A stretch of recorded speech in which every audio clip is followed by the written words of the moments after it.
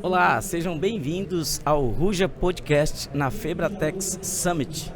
É um prazer tê-los aqui no podcast que mistura comunicação, inovação e marketing e onde tudo isso se conversa. E hoje nós temos a honra de ter aqui conosco Carlos Busch. Muito obrigado. Honra minha, eu que agradeço, obrigado. Carlos Busch, que é mentor, enfim, está trazendo aqui alguns conceitos novos e nós estamos aqui hoje para bater um papo descontraído com ele.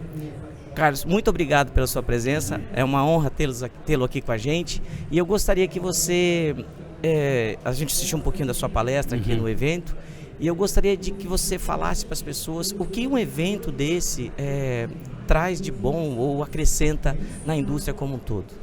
Em primeiro lugar, obrigado pelo convite, parabéns pelo evento, está maravilhoso. E eventos como esse, eles são importantes, que eles são, digamos, pilares que sustentam uma transformação, né? Porque é muito fácil a gente, como é que eu vou colocar assim, a gente se reforçar o que já existe. Mas quando se busca trazer algo novo, provocador, para levar a gente para um outro patamar, são eventos como esse, são pilares como esse que vão sustentar. Então aqui a gente fala tanto de sustentabilidade, um conceito de atender melhor as pessoas, de pensar numa cadeia mais ampla. São eventos como esse que conseguem fazer as pessoas pararem e prestarem atenção de pequenos detalhes que podem transformar muita coisa. Tem muita cabeça das pessoas de, mas eu sou só eu, o que eu vou transformar? Mas se cada um de nós investisse, sei lá, 1% do tempo da gente para tentar ajudar alguém, 1% do tempo é 15 minutos, 1% do dia, por exemplo. Você não consegue 15 minutos, ou vou melhorar, 1% do seu horário de trabalho são 5 minutos. Você não consegue 5 minutos por dia tentar ajudar para acabar a fome, por exemplo? Se todos nós fizéssemos, acabaria a fome em quanto tempo? Alguma coisa dá para fazer, né? Um absurdo, né? Então, eventos como esse, eles servem principalmente para criar o alicerce que sustenta uma grande transformação. Então, tá de parabéns aqui. Muito legal. Você que é um cara do marketing, né? De produto também, de consumo, dessa experiência de consumo, o que você tem visto lá fora nesse sentido, né? No sentido disso que o evento está trazendo aqui para o Brasil? O que você tem visto lá fora que talvez tenha causado impacto para você? O que a gente enxerga, eu acho que o Brasil é um país já bem atualizado, né? Eventos como esse mostram isso, né? É a pauta global, né? O que talvez lá fora está mais evidente é que eu vejo que o empresário lá fora já entendeu que o protagonista é o consumidor hoje, né?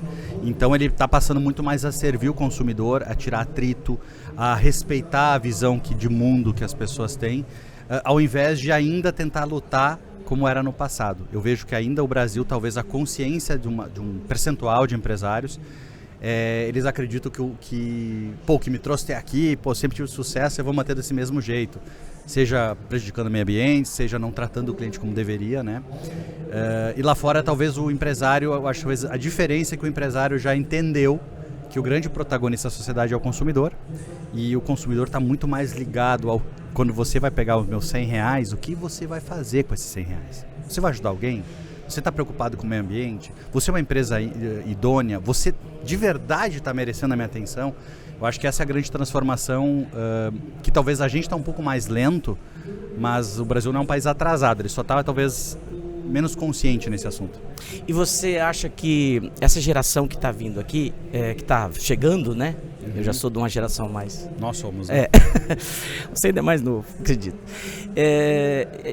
Essa geração nova, meus filhos, por exemplo, eu tenho um filho de 12 e um de 21.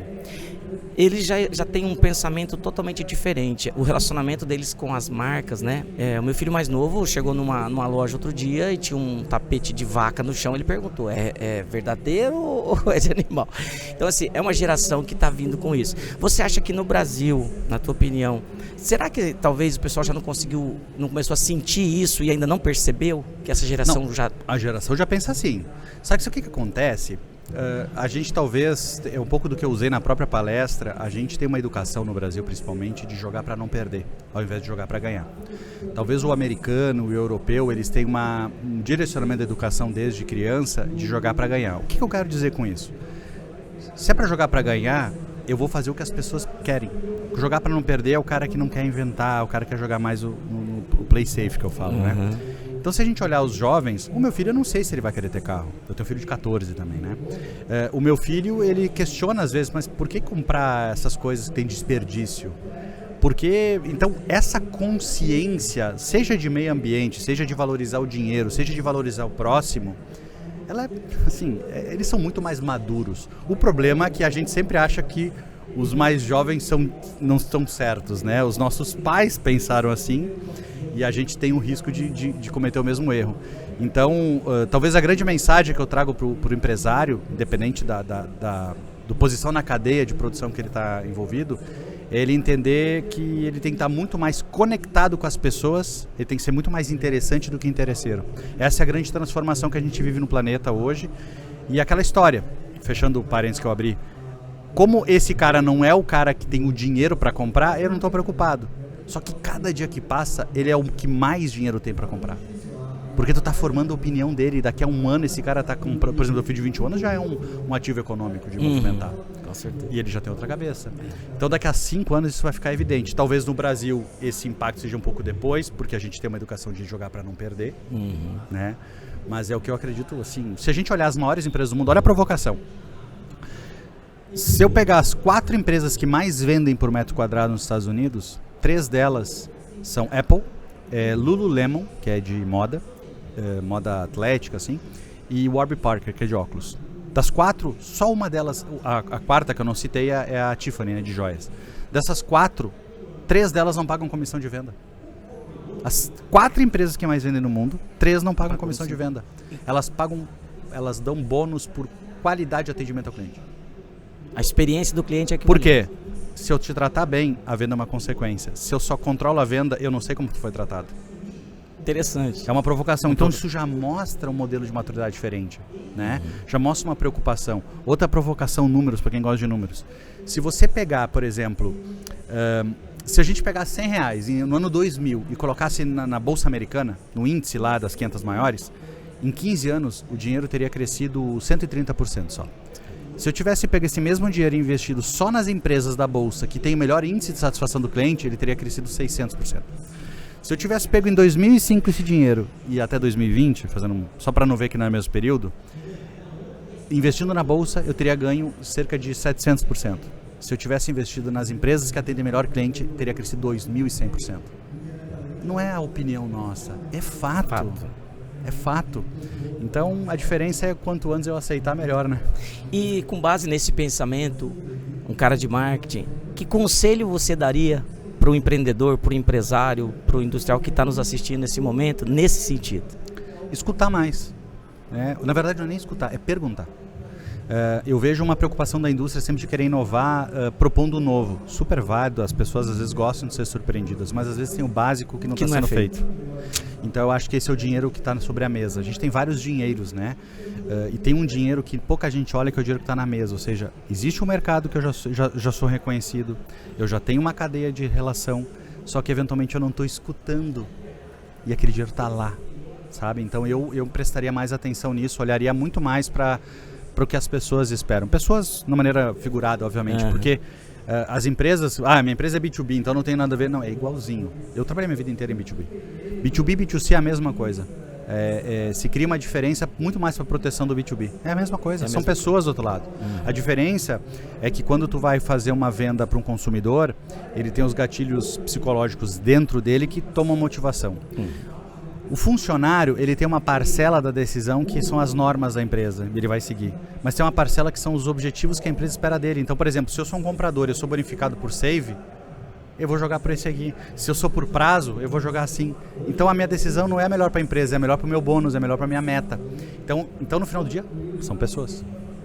Tem um amigo meu, consultor, que ele fala que são bois, enquanto as empresas... não são bois, né? Enquanto as empresas for formadas por pessoas, então a gente tem que respeitar isso. Exatamente, né? Exatamente isso. E a consciência que a gente tem hoje, na minha visão, a gente vive o mercado mais abundante que já tivemos, por N razões, né? E ao mesmo tempo, a gente tem condição de prosperar, não importa o tamanho que a gente tenha. Antigamente, só os grandes prosperavam porque eles tinham um mercado protegido. Hoje não tem mais isso. Hoje eu e você aqui com o celular, sinceramente falando, se a gente decidir fazer um negócio e a gente tiver êxito na forma de se posicionar, a gente pode virar um benchmark de mercado em uma semana. A gente tem visto alguns casos assim. Exato. Só que como é tão distante, as pessoas meio que romantizam. Não, isso de fato mudou. Legal. Voltando um pouquinho agora para aquilo que você falou no início, você é um empresário de sucesso, né, uma carreira brilhante, e nesse momento você compartilha um pouco dessa experiência, desse conhecimento, né, com os empresários nessa função de mentor, advisor e tal. E eu queria saber como que é para você chegar num evento como esse e poder compartilhar, né, essa semente, espalhar essa semente. Acredito que deve ser muito gratificante, mas eu gostaria que você contasse um pouquinho disso. Não, legal. Eu podia ser oportunista nessa resposta, me valorizar, não, porque o meu propósito de vida é ajudar. Não, ele é também, mas a decisão não se baseou nisso, né? Eu, por 22 anos, eu liderei grandes operações de venda, sim, na América Latina. Eu vinha, talvez, no meu melhor momento profissional, em crescimento e ascensão, e eu entendi que a gente tinha uma grande janela nova no mercado, que é essa da abundância do mercado, né, para os empresários. Só que ninguém do mercado, digamos, do mercado mais agressivo, do mercado grande, da complexidade, com repertório, e abrir mão desse mercado para ajudar as pessoas. E eu vi que isso era uma oportunidade. Porque o Brasil tem 7 milhões de CNPJs que faturam pelo menos R$1 milhão. Imagina se eu pudesse, uma parcela dessas empresas, eu poder ajudar de verdade. Porque o repertório que eu construí por 20 e poucos anos me habilitou para isso. Sim. Não é, eu vi o mercado, quero ir. Não, eu tenho 22 anos de resultado para fazer isso. E então a minha decisão foi, olha, eu entendo que eu posso fazer a mesma coisa com mais pessoas impactadas e sendo tão bem remunerado quanto eu era. Então essa foi a minha decisão. Aí chega no emocional de hoje. Tomei a decisão de uma forma racional. Agora, tu me pergunta, eu sou um cara muito mais realizado ajudando mais pessoas ou menos? É óbvio, né? Óbvio. Então, eu consegui tomar uma decisão que fosse estratégica para uma posição de mercado. Eu defendo fugir da média e automaticamente eu tive que fugir. Eu não conheço nenhum outro profissional que em ascensão nesse meu mercado tomou a decisão que eu tomei. Eu conheço muita gente que depois que está em queda, vira consultor, né? Então... Você fez isso... Eu fiz muito antes. Talvez eu fiz 15 anos antes. E isso me abriu muitas portas, isso tem me ajudado muito. Mas o mais gratificante é acabar a palestra, eu sair e ter várias pessoas me dizendo o quanto eu já impactei a vida delas. Isso deve ser muito bom. É muito gratificante. É gratificante.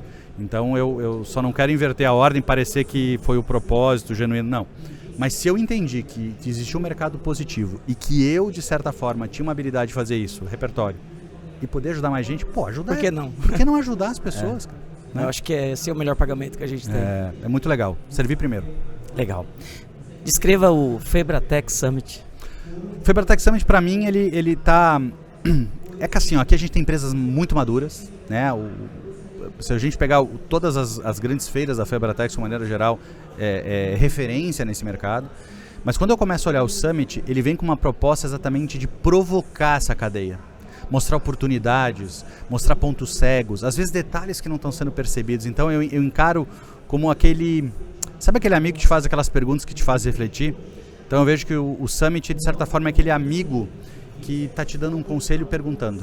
E é um pouco disso que eu vejo. As palestras, os tracks, as exposições são um lado de te mostrar um jeito talvez que tu não estava pensando. Então eu acho que isso enriquece muito a indústria e certamente vai sair muita coisa boa daqui. Carlos Busch, nosso bate-papo está uma delícia. Eu adoraria ficar aqui a tarde inteira falando contigo, ter muito conhecimento para compartilhar.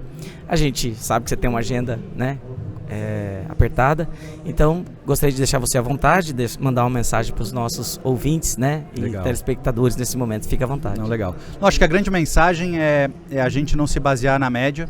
A média eu acho que é um comportamento do passado e que as pessoas tentem acreditar mais nelas, né? Isso que não é uma fala motivacional, tá? Não quero, para mim motivação não serve para nada, porque ela é uma pessoa que te deixa na mão, né? Eu estou falando de maturidade mesmo. Eu acredito que a gente tem uma grande oportunidade no momento do mercado e tem que tomar a decisão certa. E quem quiser ajuda, é só no meu Instagram, tem todo dia dezenas de conteúdo de graça exatamente para isso. Deixa aí para uma forma de devolver. Meu Instagram é Carlos Busch, o Busch é B-U-S-C-H, né? Carlos Busch. E o meu papel é esse. Meu papel também está sendo devolver um pouco do que eu recebi. Muito obrigado, Carlos Busch. Obrigado a vocês. Foi uma honra tê-lo aqui. Imagina.